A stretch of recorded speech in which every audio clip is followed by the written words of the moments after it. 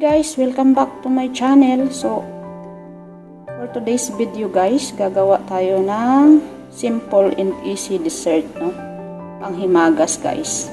Gagamit tayo, ito yung ating ingredients, Milo. Of course, yung ating Nescafe and Mr. Gulaman. Kahit anong gulaman guys, pwede. 1 cup sugar. Hindi ko sila ini-endorse guys ha. So, ito lang yung ginagamit ko talaga. So, i-mix natin siya dito sa ating lalagyan.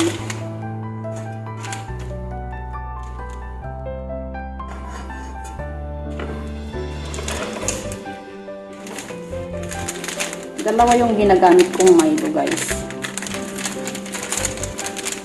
Para masarap talaga siya. Ilalagay lang natin siya, no? Yung ating Milo.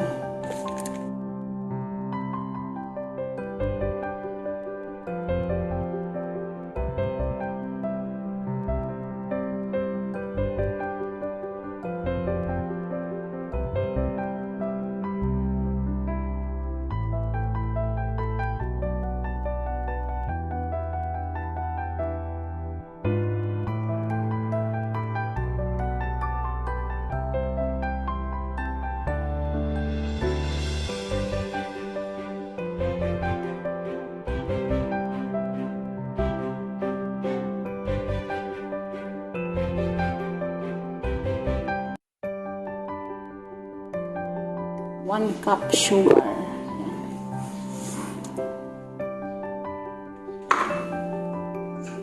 Yan, maglalagay tayo guys ng 3 cups na water.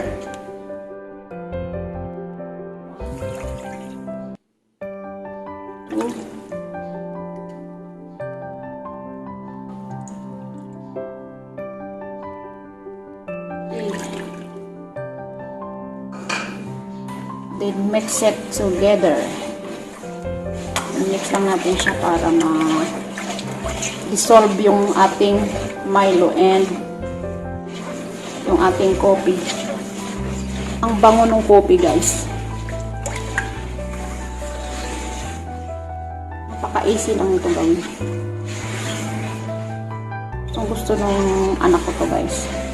Gumawa na ako nung nakaraan ito.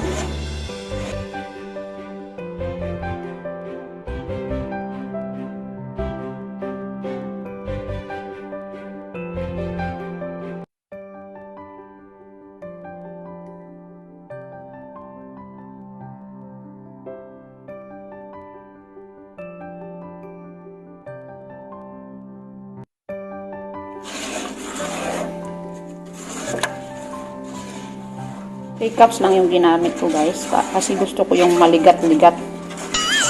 Ano yung maligat-ligat? Yung pag kinagat mo may ano pa siya. Basta yun na yun. Hindi na ako naglalagay ng milk. Kasi yung ating Milo ay may milk yan.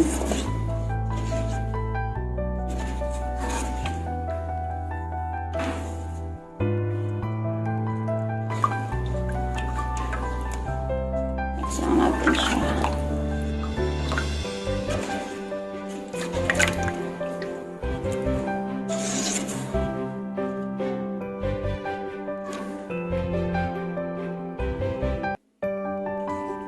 So, okay na siya guys. Ilalagay na natin siya sa ating kalan.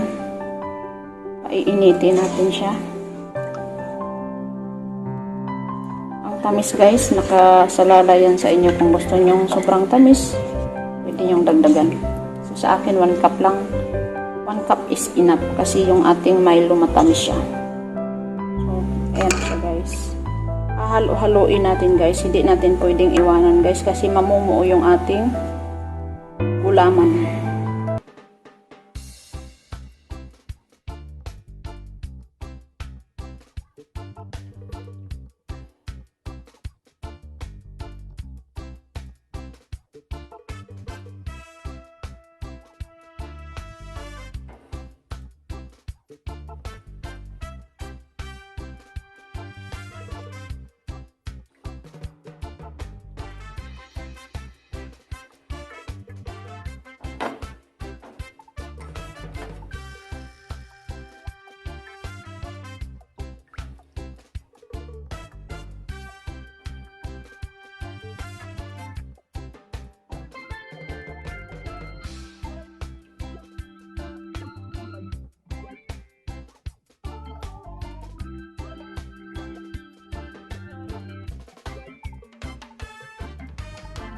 Dessert naman yung ating gagawin, guys.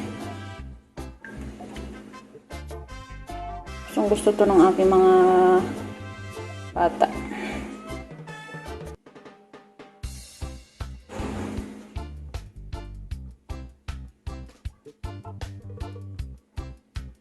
Pwede din tong pambinta, guys.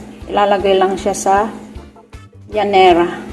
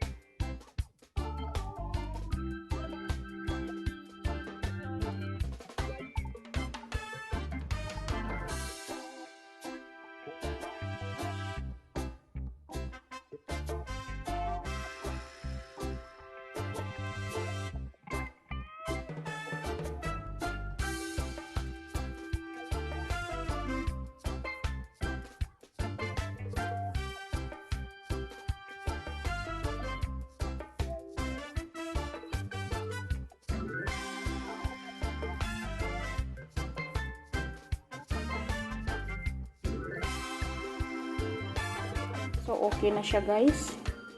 Hindi natin siya pakukuluin. Lalagay natin siya sa lalagyan.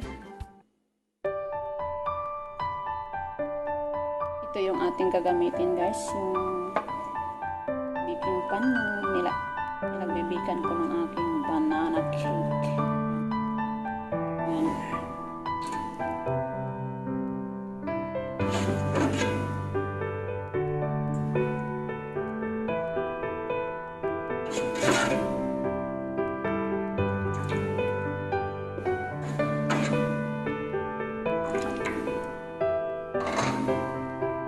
So, palalamigin lang natin siya, guys. Normal lang yung mga anik-anik chucho na yun sa ibabaw.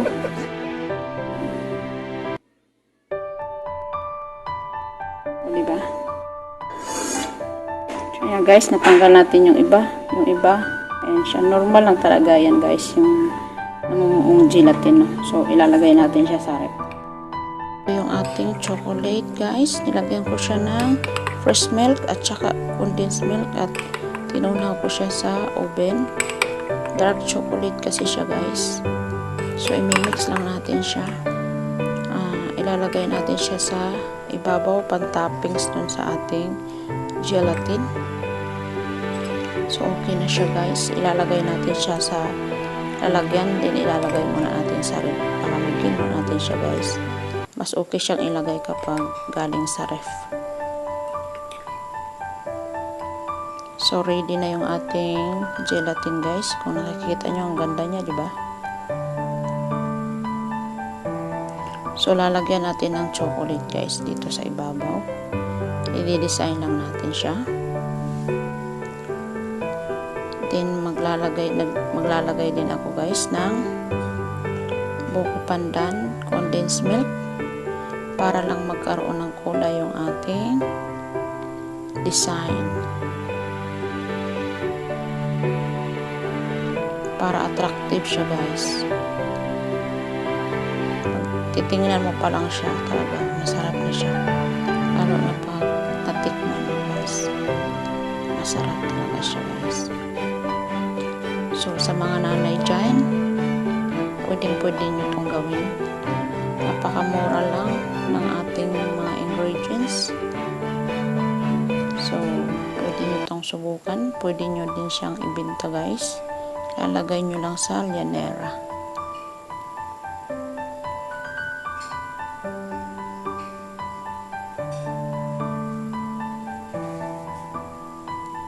So, titikman natin guys. May natutunan kayo sa aking video ngayon. Thank you so much sa lahat ng mga nanonood sa aking mga vlog. Sa patuloy na sumusuporta. Mega love shoutout sa inyong lahat.